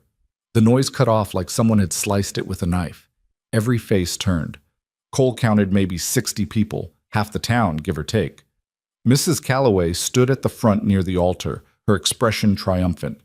Mayor Briggs sat in the front pew, looking uncomfortable. Reverend Mitchell stood off to the side, his face carefully neutral. Mr. Dawson, the mayor said, standing. We weren't expecting... You're having a meeting about my family, Cole said evenly. Seemed appropriate that we attend. Mrs. Calloway's mouth pinched. This is a private community discussion. About us, which makes it our business. It's about moral standards. It's about gossip dressed up as concern. Cole moved down the aisle, Lila and the children following. He could feel every eye on them, hear the whispers starting up again. You want to discuss whether my marriage is proper? Fine. Let's discuss it. Mayor Briggs held up his hands. Now, Dawson, there's no need to be confrontational. We're simply trying to... To what? Decide whether my wife is respectable enough, whether her children deserve a home, whether I had the right to help a family in need without asking your permission first. That's not... Mrs. Calloway started. Yes, it is, Cole's voice carried to every corner of the church. That's exactly what this is. You're all sitting here judging us because we didn't follow your rules, because we chose each other too fast, too publicly, without waiting for you to approve. There are proprieties, Mrs. Calloway insisted, standards of behavior that you ignored when Lila's children were starving. Cole turned to face her directly. Where were your standards then? Where was your moral outrage when a widow was selling her furniture to buy flour? When her children were eating potato peels because that's all she had? Where was this community concern when it actually mattered? Silence crashed down. Someone coughed. Martha Hendricks looked at her lap. We didn't know it was that bad, someone said from the back. You knew. Cole's voice went hard. Every single one of you knew. You saw her getting thinner. You saw the children's clothes getting more worn. You saw, and you did nothing except talk about what a shame it all was. That's not fair, Mayor Briggs protested. We can't be expected to care? To help? To do more than whisper? Cole shook his head. I'm just one man. I've got one ranch, one pair of hands. And I managed to feed this family for 3 weeks before I asked Lila to marry me. What's your excuse? The silence was absolute now. Lila stood beside him, her chin up, her children pressed close. Emma's hand found his, small and warm. Mrs. Calloway's face had gone red. This is beside the point. The point is that you proposed to Mrs. Hart in the middle of the street after knowing her for less than a month. The point is that you brought scandal to this community. With my what? Cole stepped forward. My kindness? My willingness to help? My refusal to let children starve while you all debated propriety? You made a spectacle. I made a choice, and I'd make it again. Mr. Dawson? Reverend Mitchell's voice cut through, calm but firm. Mrs. Calloway has raised some legitimate concerns about the speed of your courtship and whether what? Lila's voice rang out, surprising everyone, including herself, from the look on her face. But she didn't back down. Whether I married him for money? Whether I trapped him? Whether I'm using him? The Reverend's expression softened. No one is suggesting, yes, they are. Lila's voice shook but held strong. That's exactly what you're all thinking, that I'm some desperate widow who sank her claws into the first man who showed me kindness, that I sold myself and my children for a warm house and full bellies. Mrs. Dawson, well, you're right. She laughed, bitter and bright. I was desperate. I was so desperate I was grinding corn cobs to make flour. I was so desperate I was burning candles down to nothing and then burning the wax. I was so desperate I told my children that eating once a day was normal, that being hungry was just part of life. Her voice broke. She swallowed hard and continued. And yes, when Cole Dawson asked me to marry him, I said yes because I needed help, because I couldn't do it alone anymore, because I was drowning and he threw me a rope. She looked around the church, meeting eyes that wouldn't meet hers. But you know what? He needed us too. He had this big empty house and no one to fill it. He had more money than he could spend and no purpose for it. He was lonely, and we were desperate, and we found each other. That's not a basis for marriage, Mrs. Calloway said stiffly. No? Lila turned to her. What is then? Love at first sight? Years of courtship? Because I loved my first husband, and he left me with nothing but 3 children and a shack that's falling down. So forgive me if I don't think love is the only thing that matters. Lila, Cole started, but she shook her head. No, I need to say this. She faced the congregation fully now, her shoulders back. You all want to know if this marriage is real? If we're doing it for the right reasons? Fine, I'll tell you. I married Cole Dawson because he saw me. Not the widow, not the charity case, not the woman to be pitied. Me. The person who was doing her best and failing anyway. He saw me and he didn't look away. Her voice softened. And every morning for 3 weeks, he left food on my doorstep. Not because he wanted something from me. Not because he expected gratitude or repayment or anything except that I'd feed my children. He gave freely, anonymously, without conditions. And when the town started talking, when his kindness turned into scandal, he didn't hide. He didn't slink away and protect his reputation. He stood in the middle of Main Street and asked me to marry him in front of everyone. She looked at Cole, and her eyes were wet but steady. So yes, I married him quickly. Yes, I barely knew him. Yes, I needed his help. But I also chose him. I chose the man who was brave enough to help when no one else would, who was kind enough to give without taking, who was strong enough to stand here right now and face all of you without flinching. She turned back to the congregation. So if you want to judge this marriage, judge away. But know that your judgment says more about you than it does about us. The church was so quiet Cole could hear the wind outside. Then Emma spoke up, her young voice clear. My mom is the bravest person I know. And Cole's been kinder to us in 2 days than anyone in this town has been in 2 years. So if you want to say bad things about them, you'll have to say them about me too. Because we're a family now. Thomas nodded. Me too. Even Samuel piped up. Me 3. Something shifted in the room. Martha Hendricks stood up, her face flushed. Lila's right. We should be ashamed of ourselves. Martha, her husband started, but she shook her head. No, Tom. She's right. We all saw what was happening, and we told ourselves it wasn't our problem, that Lila was too proud to accept help. But the truth is, we were too comfortable to offer it. She looked at Lila. I'm sorry, we should have done better. Bill Carver stood up next. Martha's right. We failed you, Lila. And Dawson here did what the rest of us should have done months ago. One by one, people began to stand. Not everyone. Mrs. Calloway remained seated, her face like stone, and a few others stayed stubbornly in their pews. But more than half the congregation rose, and the message was clear. Mayor Briggs cleared his throat. Well, I think it's safe to say that this community supports the Dawson family. Mrs. Calloway, I appreciate your concerns, but this is a travesty, she snapped. You're condoning behavior that saved 3 children from starvation, the mayor interrupted, his voice firm. That brought 2 good people together. That reminded us what this community is supposed to be about. He turned to Cole and Lila. I apologize for this meeting. It shouldn't have happened. But it did, Cole said. And now everyone knows where they stand. Indeed, the mayor looked around the room. This meeting is adjourned, and I suggest we all go home and think about what kind of neighbors we want to be. People began to file out, some stopping to offer quiet apologies or congratulations. Mrs. Calloway swept past without a word, her back rigid with indignation. But most of the faces were kind, or at least chastened. When the church finally emptied, only the Dawson family remained, and Reverend Mitchell, who approached slowly. That was quite a speech, Mrs. Dawson. Lila was shaking now, the adrenaline wearing off. I didn't plan it. The best speeches never are. He looked at Cole. I owe you an apology. I should have shut this down before it started. You tried. Not hard enough. The Reverend sighed. For what it's worth, I think you're good for each other, and those children are lucky to have you both. Thank you, Lila said quietly. The Reverend nodded and left them alone in the silent church.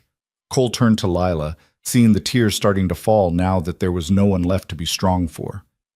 Come here, he said softly. She walked into his arms and broke.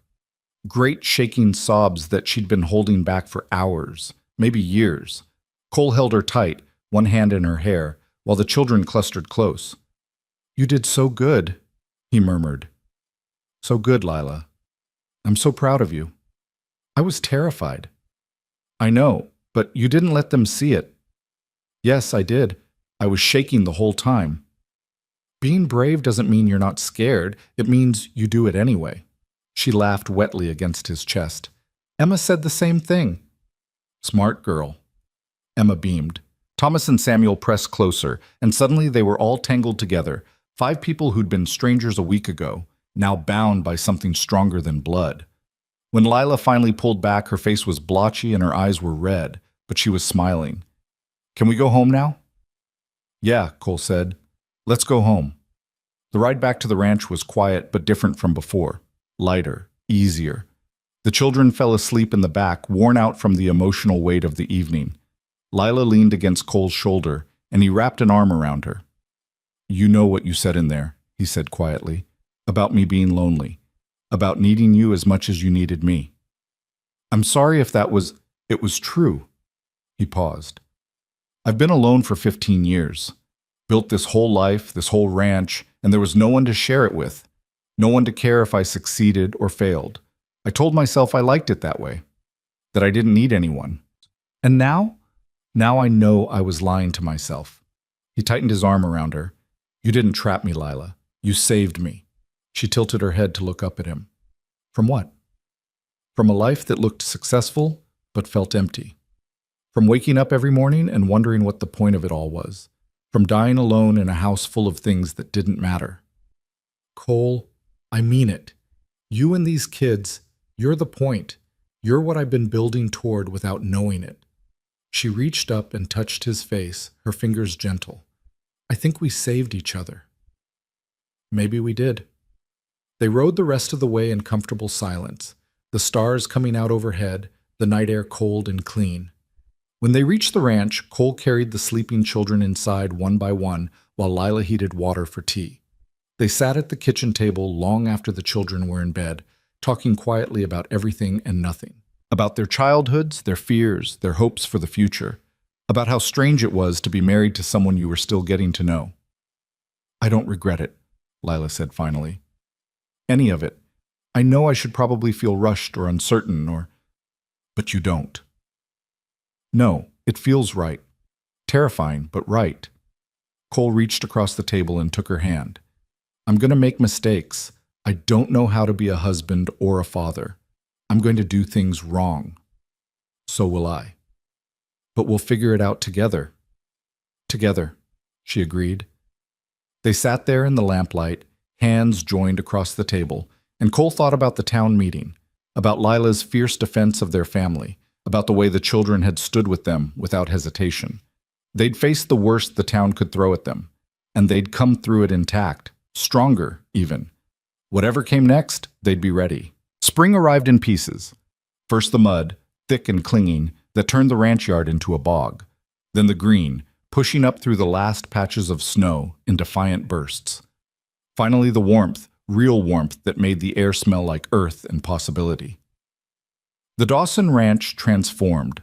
Lila planted a garden that stretched from the back porch to the fence line, rows of potatoes and carrots, beans climbing stakes, tomato plants that she babied like infants. She worked the soil every morning, her hands black with dirt, her face peaceful in a way Cole had never seen in those first desperate weeks. "You don't have to work this hard," he told her one morning, watching her dig another row. She looked up, squinting against the sun. "I know." "Then why?" "Because I want to. Because I spent 2 years watching things die and now I get to watch them grow." She patted the soil around a seedling with careful hands. "Let me have this." So he did. The children bloomed alongside the garden. Samuel grew bold on horseback, graduating from copper to a smaller gelding that Cole bought specifically for him. The boy rode circuits around the corral every afternoon, his laughter carrying on the wind. Thomas discovered a talent for carpentry, spending hours in the barn with Cole, learning to plane wood and drive nails straight. He was quiet, methodical, taking pride in every project he finished. And Emma read everything she could find. Cole's small collection of books disappeared into her room and returned with careful notes written in the margins. When he asked what she was writing, she showed him thoughts about the stories, questions about the characters, observations about how the words fit together. "You're a writer," he said, surprised. She shrugged, suddenly shy. "I like stories." "Then we need more books." The next time he went to town, he came back with an armful. Novels and histories and poetry collections that made Emma's eyes go wide. She hugged them to her chest like treasure, then hugged him just as tight. "Thank you, Pa." The word landed soft and certain, and Cole felt his throat close. She'd tried it out for weeks, testing it in different contexts, seeing if it fit. Apparently it did. "You're welcome, sweet girl." Life settled into rhythms that felt both new and ancient. Morning chores before breakfast, the children's lessons at the kitchen table while Lila kneaded bread. Afternoon work, Cole and Thomas in the barn, Emma helping her mother, Samuel causing supervised chaos wherever he went. Evenings on the porch, the 5 of them watching the sun drop behind the mountains, too tired for much talk but content in the silence. And slowly, carefully, Cole and Lila learned each other. She liked her coffee black and strong. He took his with enough sugar to make her tease him about having a sweet tooth. She sang while she worked, old songs her mother had taught her, her voice carrying through the house like light through windows. He was quietest in the early mornings, needing an hour of silence before he could face the day. They learned to navigate the small space of marriage, who took which side of the bed, whose turn it was to bank the fire, how to argue without wounding and apologize without pride. It wasn't always smooth. There were days when Lila snapped at him for tracking mud through her clean kitchen, days when Cole retreated into stubborn silence rather than talk about what was bothering him. But they worked through it. One night in early May, after the children were asleep, Lila came to Cole's room. She stood in the doorway in her nightgown, her hair loose around her shoulders, looking uncertain. "Can I come in?" Cole sat up, his heart suddenly loud. "Of course." She crossed to the bed and sat on the edge, her hands folded in her lap. I've been thinking. About? About you sleeping in here. About us being married but living like boarders in the same house. Cole went very still. What are you saying? I'm saying I don't want you to sleep in the spare room anymore. She looked at him, her eyes steady. I want you to come back to our room, to our bed. Lila, I know we agreed to take it slow, and I appreciate that, I do. But it's been 2 months, Cole. 2 months of living together, raising children together, building a life together, and I think...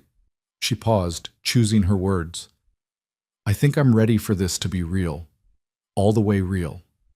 Cole reached for her hand. It's already real. You know what I mean. He did. He'd been waiting for this moment, hoping for it, but never pushing, never demanding, letting her set the pace, and now here she was, offering herself not out of obligation or gratitude, but choice. Are you sure? He asked quietly. Yes. No hesitation. I'm sure. He stood and crossed to her, pulling her up into his arms. She came willingly, her body fitting against his like it had been made for this. When he kissed her, it was different from that brief kiss in the parlor weeks ago, deeper, hungrier, full of 2 months of wanting and waiting. I love you, he said against her mouth, the words surprising both of them. She pulled back just enough to see his face. Say it again. I love you, Lila Dawson. I think I have since the first time I saw you turn scraps into a feast and make your children believe in better days. Her eyes filled. I love you too. I didn't think I had room in my heart after everything. But you made room. You and your kindness and your stubbornness and your ridiculous need to fix everything. He laughed, low and rough. I can't help it. I know. It's one of the things I love about you. They stood there in the lamplight, holding each other, and Cole felt something unlock in his chest that he hadn't realized was still closed. She chose him. Not because she needed him, though she had. Not because she was grateful, though she was. But because she loved him. That night she didn't go back to her room, and the spare room stayed empty from then on. By midsummer, the ranch was thriving. The cattle were healthy, the crops were coming in, and Cole had hired 2 ranch hands to help with the work. Young men from town who were grateful for steady employment and respectful of the family's privacy. Lila's garden produced more than they could eat. She started preserving, jars of tomatoes and pickles and jam lining the pantry shelves in neat rows. The children helped, even Samuel, who was surprisingly good at sorting beans despite his tendency to eat as many as he shelled. They rode into town once a week for supplies, and the reception was markedly different from those first tense weeks. People waved, asked after the children, treated them like any other family instead of a scandal to be discussed. Mrs. Calloway still crossed to the other side of the street when she saw them coming, but even that felt more like stubbornness than hostility. Martha Hendricks had become a real friend to Lila, visiting the ranch every few weeks with her daughters, letting the children play while the women shared coffee and conversation. One afternoon in late July, Cole came in from the north pasture to find Lila sitting at the kitchen table with an opened letter, her face unreadable. What's wrong? She looked up, her eyes bright. Nothing's wrong. It's just... She held out the letter. It's from my sister, in Kansas City. Cole took it carefully.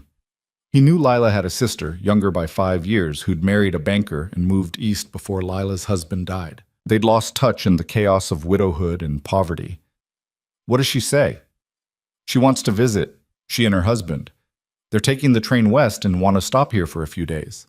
Lila's voice went uncertain. I haven't seen her in 3 years. She doesn't even know about you, about any of this. Then we'll tell her. Cole, she's going to have questions. She's going to wonder why I didn't write, why I let things get so bad before you found your way out. He sat down across from her. Lila, you've got nothing to be ashamed of. You survived. You kept your children alive. And now you're building something good. If your sister can't see that, that's her problem, not yours. What if she judges me? Then she joins a long list of people who've underestimated you. He reached across and took her hand. When's she coming? August 15th, 3 weeks. Then we've got 3 weeks to get ready. We'll make her welcome, show her the ranch, let her see how happy the children are. And if she's got opinions about how we did things, we'll listen politely and then show her the door." Lila laughed despite her nerves. "You make it sound so simple." "It is simple. We're happy. We're together. That's all that matters." She squeezed his hand. "You really believe that?" "Every word." The 3 weeks passed in a blur of preparation. Lila cleaned the house top to bottom, cooked enough food to feed an army, and worked herself into a state of anxious anticipation that Cole tried unsuccessfully to soothe. "She's going to think I married you out of desperation," Lila fretted the night before her sister's arrival. "You did marry me out of desperation." "That's not helping." Cole pulled her close. "You married me because I was there when you needed someone. But you stayed married to me because you chose to. That's the part that matters." She relaxed against him. "When did you get so wise?" "The day I watched a woman feed her children potato peels and call it a feast." The next afternoon, a hired carriage pulled up to the ranch. Cole stood on the porch with Lila, the children arranged around them like soldiers preparing for inspection. Emma had insisted on wearing her Sunday dress. Thomas had combed his hair flat. Samuel bounced on his toes, too excited to stand still.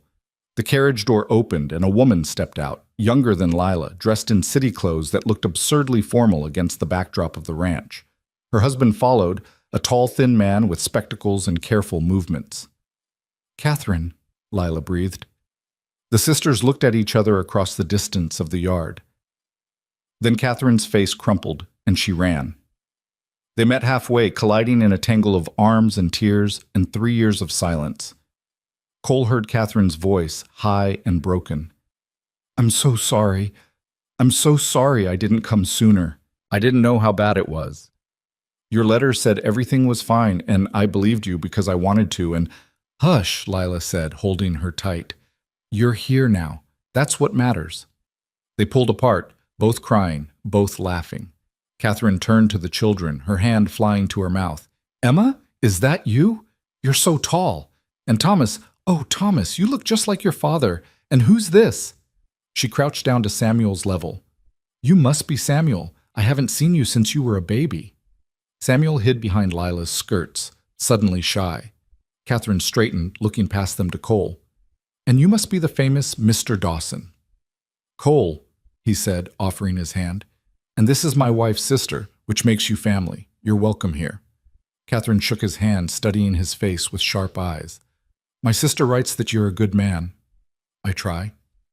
"She also writes that you saved her life." "She saved mine first." Catherine's expression shifted. Surprise, then understanding, then something that looked like approval. "Well, I think we have a lot to talk about." They spent the next 3 days catching up. Catherine and her husband, David, quiet and bookish, settled into the spare room and fell easily into the rhythm of ranch life. Catherine helped Lila in the garden, interrogated Cole about his intentions with the thoroughness of a lawyer, and spent hours playing with the children who'd been strangers to her until now. On the second night, after the children were in bed, the 4 adults sat on the porch with coffee and watched the stars come out.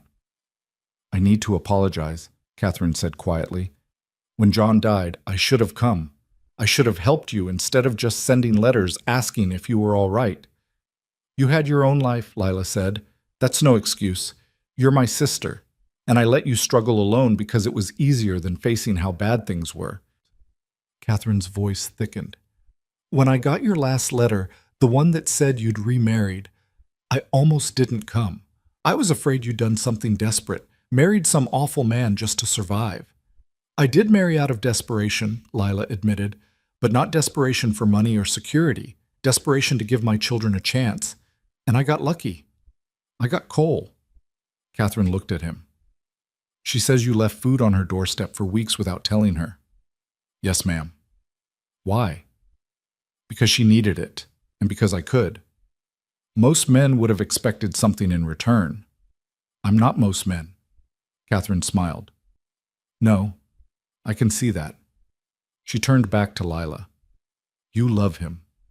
It wasn't a question, but Lila answered anyway. "With everything I have."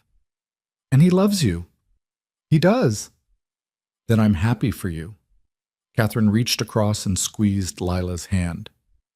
You deserve this. After everything you've been through, you deserve happiness. So do you, Lila said softly. They sat in comfortable silence for a while, the night air warm and sweet. Then David spoke up, his voice thoughtful.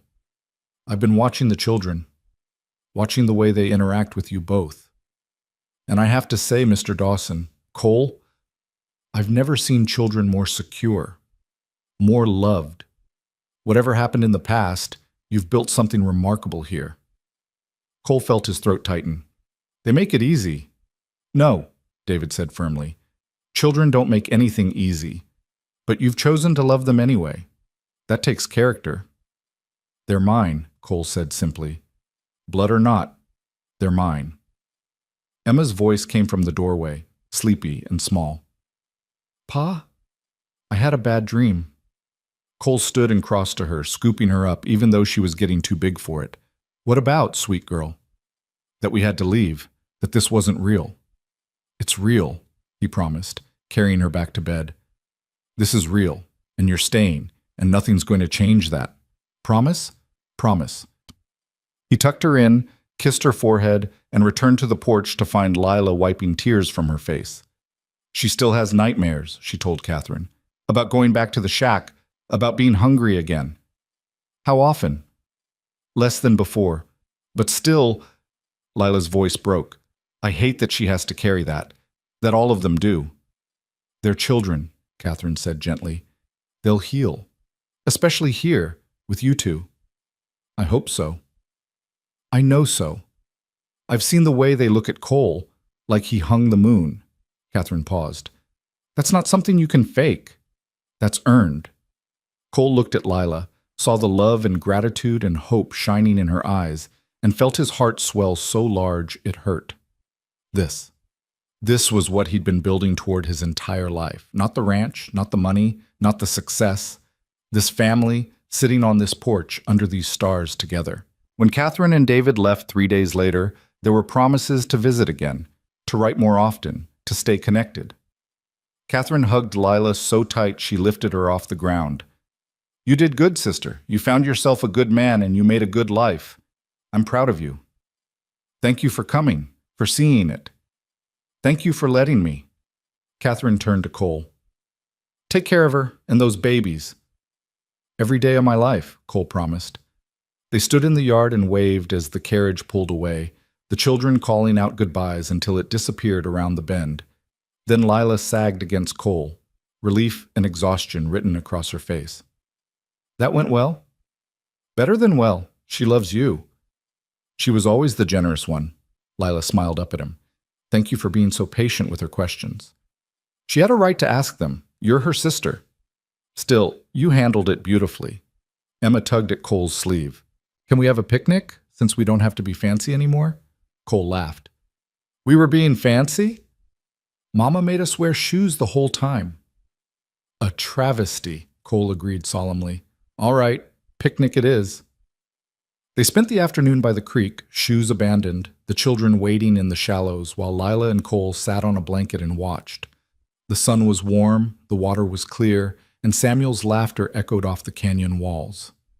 I need to tell you something, Lila said quietly. Cole tensed. What's wrong? Nothing's wrong. It's just... She took a breath. I recognized you that first morning when you left the basket. Cole went very still. What? I saw you through the slats in the wall. You were trying so hard to be quiet, to not wake us, but I was already awake. I'd been awake all night trying to figure out how to make nothing last another day. She looked at him, her eyes bright. I saw you leave the basket. I saw you wait on that ridge to make sure I found it. And I knew. Why didn't you say anything? Because I was ashamed. Because accepting anonymous charity was hard enough without putting a name and a face to it. And because... She paused. Because I wanted to see what you'd do, if you'd keep helping, or if it was just a one-time thing. Cole felt something crack open in his chest. You knew the whole time. Not the whole time, but from that first morning, yes. And every morning after, I watched for you. Started leaving the flowers, the drawings, the little gifts, hoping you'd understand that I saw you too, that I was grateful. Why tell me now? Because you've been carrying this idea that you rescued me, that you swept in and saved the helpless widow and her children, and I need you to know, her voice went fierce. You didn't rescue me, Cole. You saw me. You witnessed my struggle, and you chose to help, yes, but I was the one who survived. I was the one who kept my children alive. I was the one who chose you back. I know that. Do you? Because sometimes I see you looking at us like you can't believe we're real, like we're going to disappear if you stop watching. And I need you to understand that we're here because we want to be, not because we need you, though we do, but because we love you. Cole pulled her close, his face buried in her hair. I spent 15 years alone, building this place, building this life, and I told myself it was enough, that I didn't need anyone else. And then I saw you through those slats in that shack, and everything I'd convinced myself of fell apart. I know the feeling. You made me want more, want better, want family and noise and mess and all the complicated, beautiful things that come with letting people in. So we saved each other. Yeah, he said roughly. We did. They sat there by the creek watching their children play, and Cole thought about that first morning, the hunger and shame and desperate hope he'd witnessed through the broken slats. Thought about the baskets, the flowers, the slow, careful dance of two people learning to trust. He thought he was giving them a home, but they'd given him one first. The summer stretched long and golden, each day bleeding into the next in a rhythm that felt eternal. The children grew browner, wilder, more secure. Emma started writing her own stories, reading them aloud at dinner to applause and gentle critiques. Thomas built a wooden box for his treasures. Every joint fitted perfect. Samuel learned to whistle, much to everyone's regret. And Cole and Lila learned what it meant to be partners, not just in marriage, but in the daily work of building a life. They fought sometimes, usually about small things that masked bigger fears. But they always came back to each other, always talked it through, always chose each other again. One evening in September, as the aspens began to turn gold and the air took on an edge of cold, Cole found Lila standing at the bedroom window, looking out at the land spread vast and beautiful beneath the setting sun. "What are you thinking about?" he asked. She leaned back against him. "About how different this is from a year ago. How I was so scared and so tired and so certain that we'd never make it through another winter. And now? Now I'm standing in a warm house with a full pantry and 3 healthy children and a husband who loves me. And I keep waiting for someone to tell me I don't deserve it, that it's too good to be true." Cole turned her around to face him. "You deserve every bit of this. Every meal, every safe night, every moment of peace. You earned it by surviving when giving up would have been easier." "I couldn't give up. I had the children." "Exactly. You fought for them every single day. And now you get to rest. You get to be happy. You get to plant gardens and preserve tomatoes and watch your daughter write stories without worrying about where the next meal is coming from." Lila's eyes filled. "I love you so much it scares me sometimes." "Good. I'd be worried if it didn't." She laughed, wet and bright. "We're going to be all right, aren't we?" "Better than all right." Cole kissed her forehead. "We're going to be happy. For the rest of our lives, we're going to be happy. Promise?" "Promise." That night, they gathered on the porch as they always did. The 5 of them arranged in a comfortable tangle, watching the stars emerge one by one. Samuel fell asleep in Lila's lap. Thomas leaned against Cole's shoulder. Emma sat on the porch rail, her book forgotten in her lap, her face peaceful. "Tell us the story again," Thomas said quietly. "About how you and Mama met." Cole glanced at Lila, who smiled and nodded. "All right, it started with a basket." He told it simply, leaving out the worst parts, the hunger, the desperation, the fear. Just the essentials. A man who saw a family in need, a woman who was too proud to ask for help, and the slow, careful way they'd found each other through acts of kindness and courage. "And then what?" Samuel mumbled, half asleep. "Then we got married," Lila said softly. "And we brought you here, and we became a family." "A real family?" Emma asked. "The realest kind," Cole said firmly. "The kind you choose." Emma smiled, satisfied, and went back to her book. Thomas's breathing evened out into sleep. Samuel snored softly against Lila's chest. Cole and Lila sat in the gathering dark, their children safe and warm around them, and watched the stars multiply overhead. The wind carried the smell of sage and pine. Somewhere in the distance a coyote called. The ranch settled into silence, solid and real in theirs. "Thank you," Lila whispered. "For what?" "For seeing me. For choosing us. For building this. Thank you for saying yes. For trusting me. For loving me back." She reached across and took his hand, their fingers intertwining like they'd been made to fit. "I would choose you again every single time." "Good," Cole said, "because you're stuck with me now." "I can live with that." They sat together under the stars, their family sleeping peaceful and safe, and Cole felt a contentment so deep it bordered on joy. He'd built this ranch from nothing, board by board, fence post by fence post, dream by stubborn dream. But it had never been a home until Lila and her children had filled it with life and laughter and love. He'd thought he was rescuing them. But the truth was simpler and more profound. They'd rescued each other. And together they'd built something that would last. Not just walls and a roof, but a family bound by choice and tested by hardship and strengthened by love. The kind of family that could weather any storm. The kind of family that made every struggle worth it. The kind of family that turned a house into a home and a lonely man into a father and a desperate widow into a partner. The kind of family that was, finally and completely, whole.